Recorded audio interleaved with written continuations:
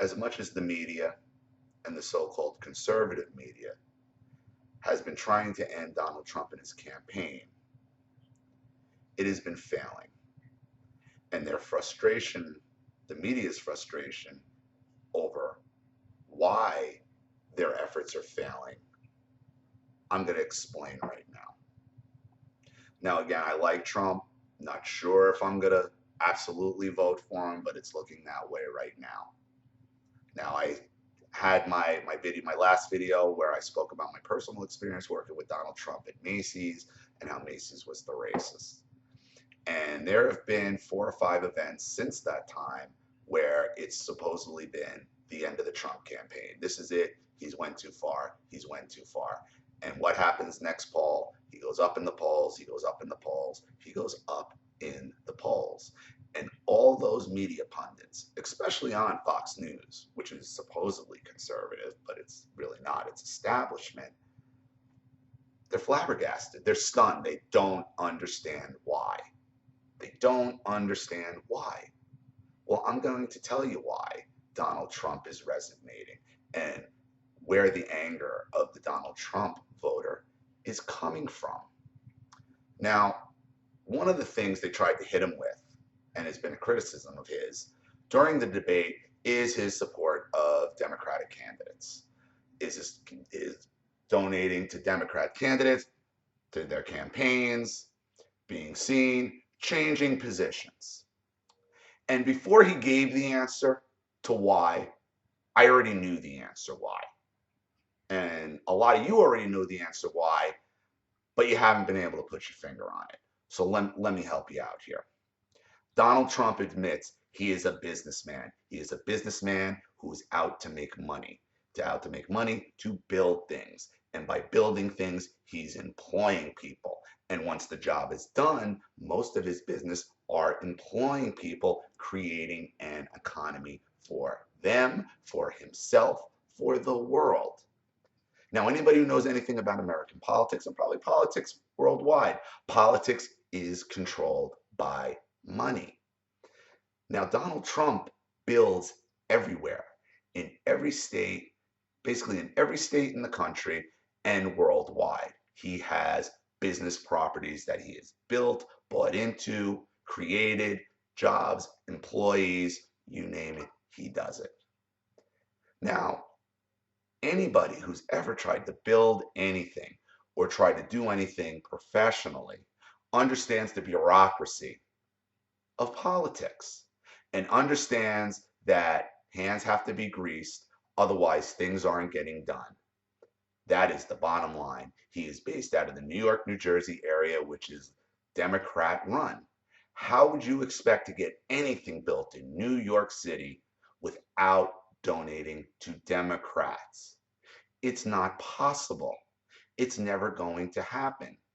That's the game that's being played, and that has been getting played for 30 years.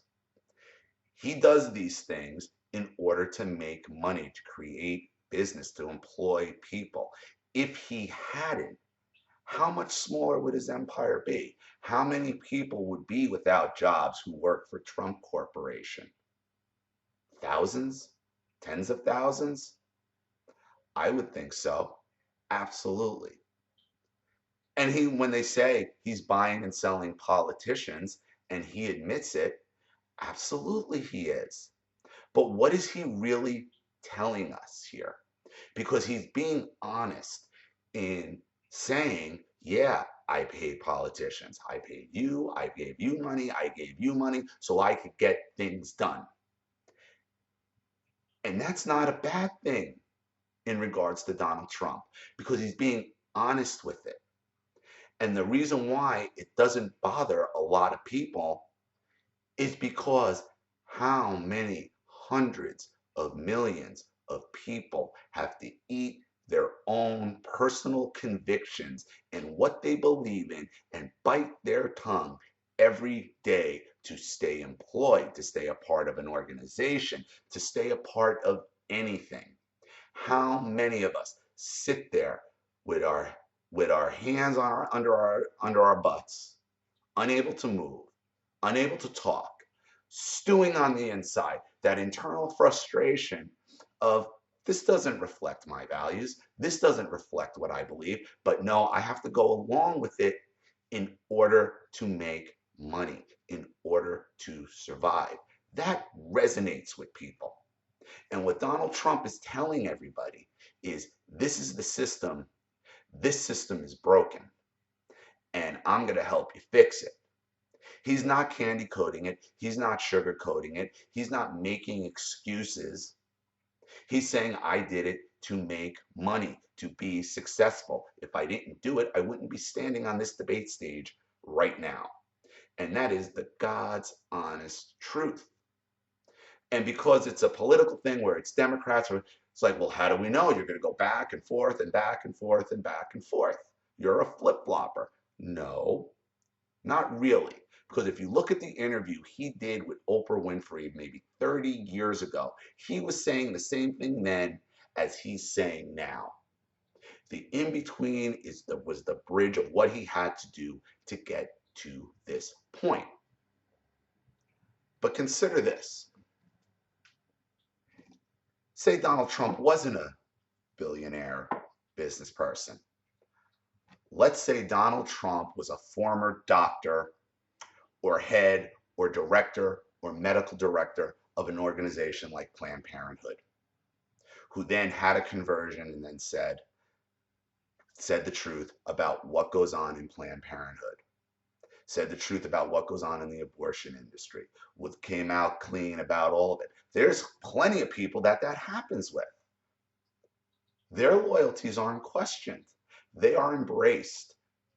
They are put out to the forefront and say, this is a person who was there, they've been there, they lived it. We should listen to this person because it's abortion.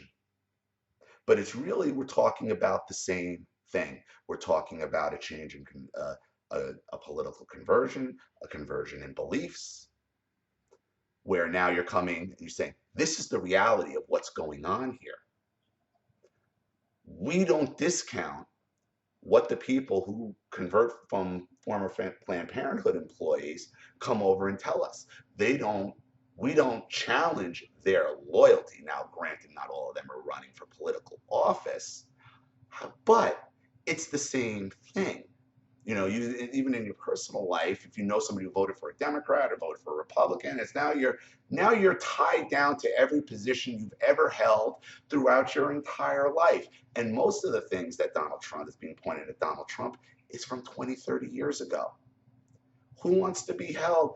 Why is it a politician has to be a robot their entire life and believe the same thing and they can't evolve?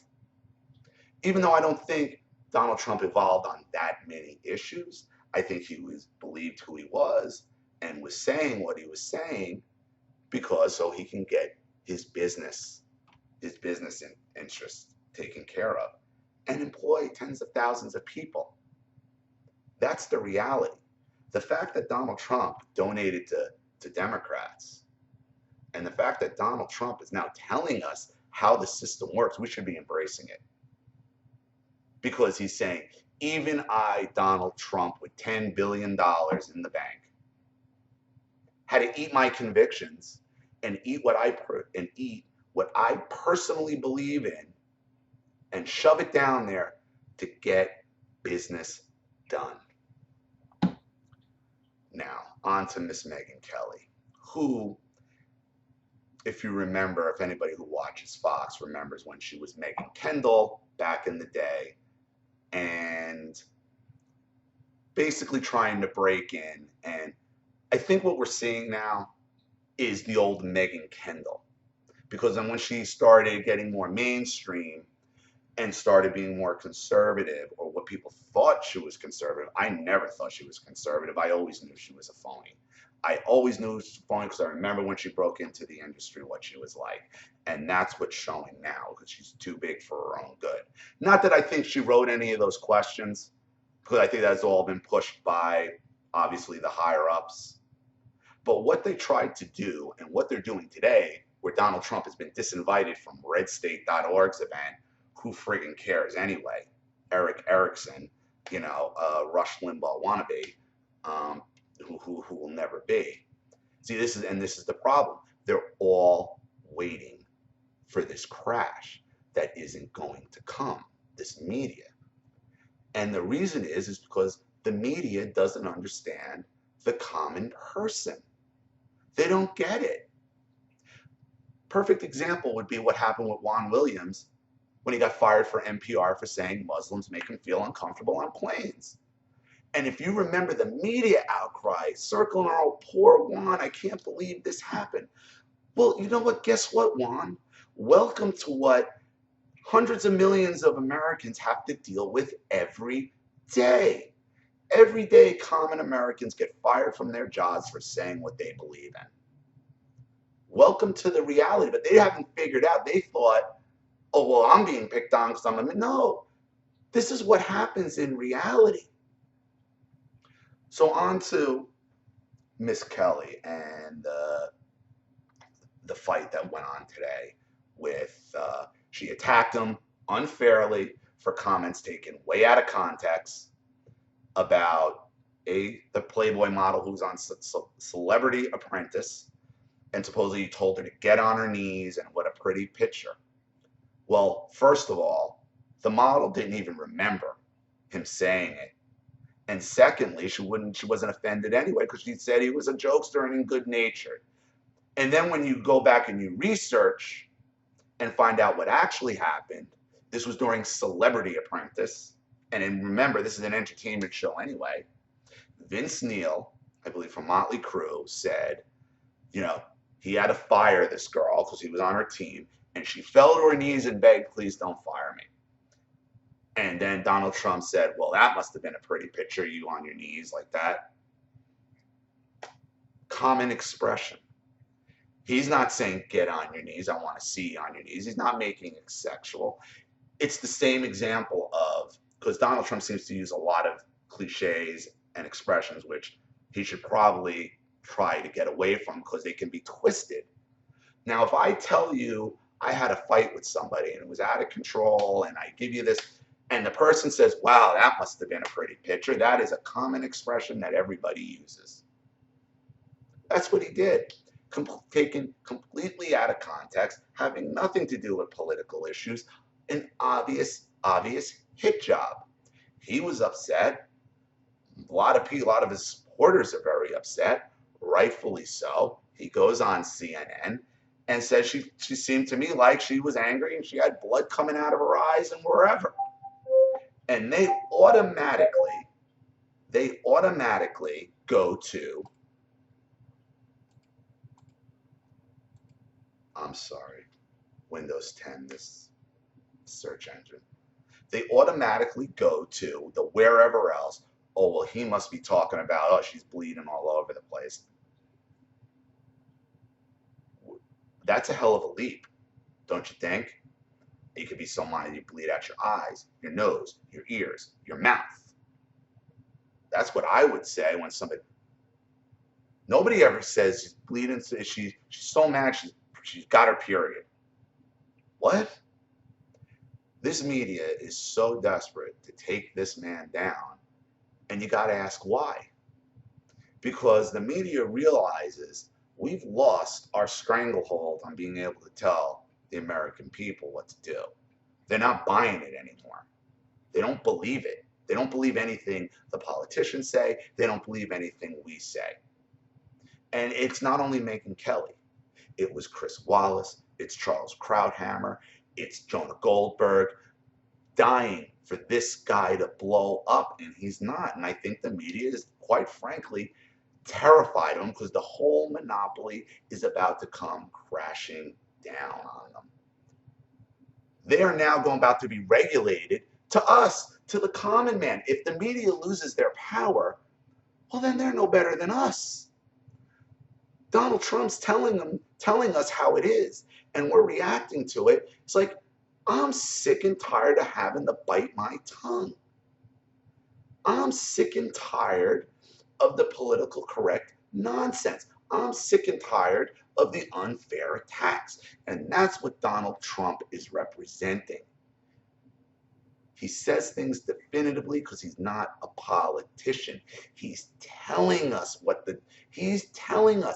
If somebody's confessing to you, hey, somebody sneaks over an award to the other side and is giving you the seat, yeah, take them. Take them. You research, and once you do your research and you realize what the guy is saying is absolutely true, why question where it came from to begin with?